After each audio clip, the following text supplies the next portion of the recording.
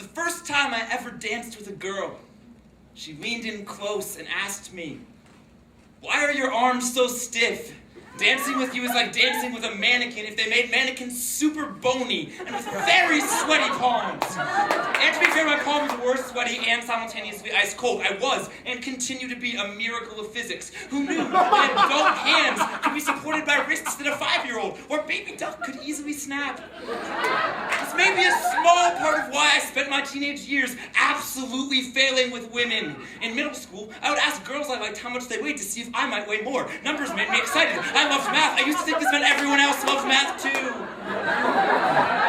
In high school, I became intimate with the friend zone. With one girl, I spent so many years in the friend zone, I didn't even realize I was in it. She was from Sweden, so I guess it was literally Stockholm Syndrome. I would come over to her house and help her with calculus, and I would comfort her and tell her how she was beautiful, or how her boyfriend was a dick, or how integrals are related to derivatives.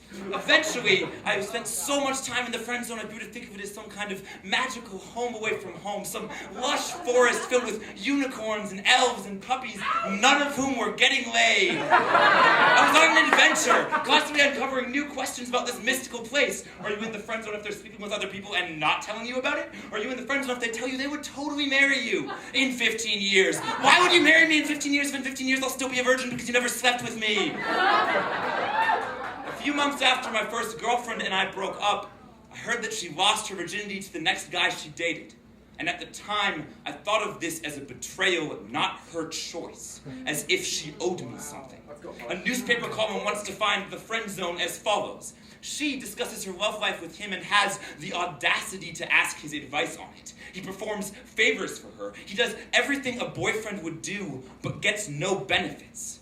As if the only reason to be a good friend or a decent human is if you get something in exchange. Come on. The problem is, when I started thinking of myself as a savior, I ended up thinking of myself as a savior with a salary. You put in your hours as a nice guy, and sex is just a living wage, but sex is not a transaction. Sex is not a handshake to seal some deal. That girl did not owe me anything. Come on. Last year, I heard that her home was broken into in a neighborhood known for sexual assaults.